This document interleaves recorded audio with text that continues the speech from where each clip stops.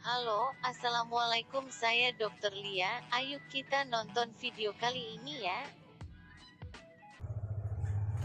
Halo, Assalamualaikum warahmatullahi wabarakatuh. Pada kali ini karena ada ide dari teman-teman di Instagram saya @lianovia. Jadi teman-teman ada yang bilang bahas sirkumsisi dong, tapi kalau sirkumsisi udah pernah saya bahas di channel sebelumnya. Jadi kali ini saya mau bikin video mengenai sirkumsisi atau hitan tapi pada perempuan. Nah, akan membahas lebih detail gitu. Halo, sudah siap membahas sirkumsisi pada perempuan? Saya juga sudah, karena ini ada contekannya. Jadi di sini sirkumsisi, sunat, hitan, supit adalah hal yang sama ya, teman-teman ya. Dan di sini saya akan lebih membahas di 3 perspektif. Pertama, agama, kedua, pemerintah, dan yang ketiga, kesehatan. Nah, yang pertama tentang agama. Ini mungkin saya akan lebih membahas secara objektifnya ya. Jadi nanti akan saya lampirkan referensi-referensinya, tapi tidak saya simpulkan karena ini sebenarnya balik lagi dan saya bukan ilmu tafsir, sehingga di sini saya akan melampirkan yang objektifnya saja, oke? Nah, di sini saya mengangkat hadis riwayat Ahmad sebagai referensi, yaitu bahwa Nabi Shallallahu Alaihi Wasallam bersabda, hitan merupakan sunnah atau ketetapan Rasul bagi laki-laki dan makrumah atau kemuliaan bagi perempuan.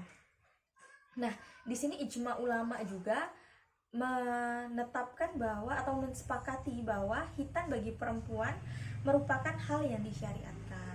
Nah, ini menunjukkan betapa pentingnya hitan perempuan bagi pandangan agama Islam. Oleh karena itu, status hukum hitan perempuan berdasarkan fatwa MUI pada tahun 2008. Pertama, hitan bagi laki-laki maupun perempuan termasuk fitrah atau aturan dan syiar Islam. Yang kedua, hitan terhadap perempuan adalah makrumah, pelaksanaannya sebagai salah satu bentuk ibadah yang dianjurkan. Oke, itu dari segi agama. Dan tidak hanya itu ya, ada lagi yaitu batas atau cara hitannya. Di fatwa MUI juga disebutkan bahwa dalam pelaksanaannya hitan itu mencakup 2 hal. Yang pertama, dilakukan cukup hanya membersihkan selaput yang menutupi klitoris gitu. Nah, nanti saya akan bahas mengenai apa tuh klitoris gitu ya. Yang kedua, hitan perempuan tidak boleh dilakukan secara berlebihan. Tidak boleh melukai, tidak boleh memotong atau mengambil dari klitoris itu. Oke? Kita sepakati bersama ya, berdasarkan fatwa MUI, bahwa ada cara-caranya, tidak seperti zaman dahulu tuh yang diambil, mohon maaf, dipotong klitorisnya. Nah, klitoris, dari tadi bahas-bahas klitoris. Apa sih klitoris itu? Oke, mungkin saya akan lampirkan gambarnya. Ting. Nah, di sini gambarnya ini menunjukkan bahwa ini organ dari genital perempuan ya. Ada ini namanya labia mayor, kemudian ada labia minor. Nah, di tengah ini namanya klitoris. Klitoris ini penuh atau banyak akan saraf-saraf, sehingga mudah banget jika terkena stimulus gitu. Nah, ini kan berarti organ yang sangat sensitif pada perempuan. Nah, apalagi jika ini diambil. Bagaimana hukumnya pada kesehatan?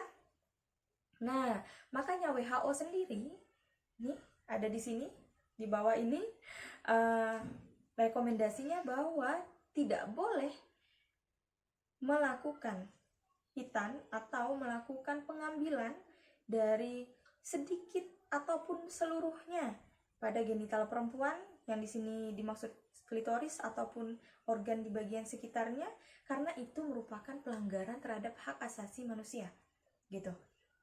Nah, kemudian kalau untuk Indonesia itu sendiri bagaimana? Indonesia kan punya pemerintahan ya, tentu saja ada aturan-aturan yang mengaturnya. Jadi di sini ada Permenkes tahun 2014 yang merupakan perbaharuan dari Permenkes 2010. Yang mana pada tahun 2010 itu memperbolehkan hitan.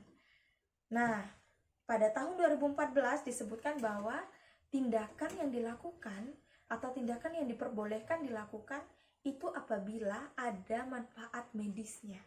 Nah, di sini mengatakan bahwa hitan perempuan atau sunat perempuan pada pelaksanaannya tidak ada indikasi medis dan belum terbukti bermanfaat bagi perempuan. Nah, berdasarkan aspek budaya, kemudian permintaan masyarakat, serta adanya fatwa MUI yang mengatakan bahwa hitan perempuan disyariatkan, sehingga di sini disimpulkan bahwa untuk sunat perempuan harus tetap memperhatikan keselamatan dan kesehatan perempuan yang disunat, serta dengan tidak melakukan mutilasi alat kelamin perempuan. Nah, jadi sesuai dengan tata cara yang dianjurkan oleh MUI, bahwa di sini tidak boleh kita melukai ataupun mengambil dari organ kelamin perempuan dengan alasan apapun. Nah, jadi tadi sudah sepakat ya, MUI mengatakan boleh, tapi dengan tata cara yang sudah dijelaskan. Kemudian yang kedua, kalau dari kesehatan sebenarnya sangat tidak boleh. Namun kita karena di Indonesia, kita mengikuti peraturan di Indonesia aja. Jadi jika ada yang mau, jika ada yang ingin tetap melakukan hitan pada perempuan, diperbolehkan, namun dengan syarat dan tata cara yang telah ditentukan oleh pemerintah gitu. Oke, untuk teori sudah dibahas, sekarang kita masuk ke lapangan. Jadi di lapangan sendiri, sering sekali saya ketika masih pendidikan ada di puskesmas, ada dukun ataupun tenaga kesehatan lain melakukan hitan terhadap perempuan, terutama yang di bawah 15 tahun, biasanya sih yang baru lahir ya. Nah, ini sendiri biasanya dilakukan dengan, mohon maaf, sampai adanya darah. Nah, jadi kadang tuh hitannya tuh sampai keluar darah. Ini yang perlu jadi perhatian, karena kan tidak sesuai tadi dengan rekomendasi yang sudah kita bahas. Karena di sini kenapa sih WHO menentang keras dari adanya hitan perempuan tadi? Karena di sini dilaporkan bahwa banyak sekali komplikasi yang terjadi. Yang pertama pendarahan, kedua infeksi, ketiga masalah di saluran kencingnya gitu. Nah, oleh karena itu sangat dilarang oleh WHO. Namun di lapangan masih sering tuh kan terjadi. Oleh karena itu biasanya dokter ataupun tenaga medis yang lain boleh melakukan hitan perempuan ini, namun iya tadi sesuai dengan peraturan perundang-undangan. Kemudian mungkin nanti ada yang bertanya gini, dok, kalau dokter mau nggak hitan perempuan? Saya mau. Karena apa? Karena satu, saya agama Islam, saya mengikuti agama saya bahwa hitan itu merupakan salah satu ibadah, dan saya merasa tersanjung bisa membantu ibadah dari masyarakat.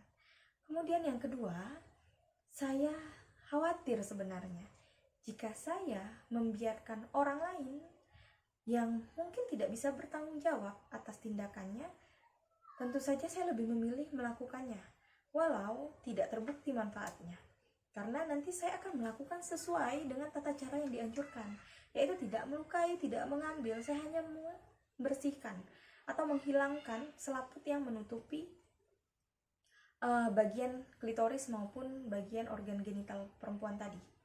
Nah, saya lupa membahas di awal, jadi sebenarnya selaputnya itu selaput apa sih dok? Gitu. Jadi ketika bayi perempuan itu baru lahir, tapi bukan bayi perempuan, semua bayi itu sering gak sih ngelihat kayak putih-putih yang membungkusi dari bayi itu? Nah, itu sebenarnya adalah lemak. Nah, lemak itu menutupi bayi, itu memang fungsinya untuk menghangatkan, dan kadang-kadang itu tidak dibersihkan. Maksudnya tidak dibersihkan secara detail oleh penerima atau penyambut bayi. Nah, oleh karena itu, biasanya karena memang bagian organ perempuan juga merupakan lipatan-lipatan. Nah, biasanya tepi-tepinya masih ada tuh lemak-lemak tadi yang nempel. Nah, disitulah fungsi yang tadi disebutkan membersihkan atau menghilangkan selaput yang menutupi. Nah, makanya biasanya hitan itu pada bayi-bayi yang baru lahir. Kalau untuk yang udah tua pasti udah bersih sih, karena kan dia sudah melakukan toilet training, sudah membersihkan dengan baik ketika dia melakukan buang air kecil maupun buang air besar. Jadi nggak usah dikhawatirkan sebenarnya. Jadi untuk teman-teman yang masih bingung hitan itu gimana, mungkin boleh komen di bawah, nanti akan kita bikin video yang lebih detail terhadap pertanyaan-pertanyaan teman-teman sekalian. Ataupun mungkin ada ide-ide lain mengenai konten saya selanjutnya, tulis di komen di bawah ya. Baik, sekian video kali ini. Jangan lupa like, subscribe, dan nyalain lonceng notifikasinya agar dapat mengikuti video-video saya selanjutnya. Oke, sampai jumpa. Salam sehat. Jangan sampai sakit ya. Dah. Sekian video kali ini, sampai jumpa di video selanjutnya. Dadah.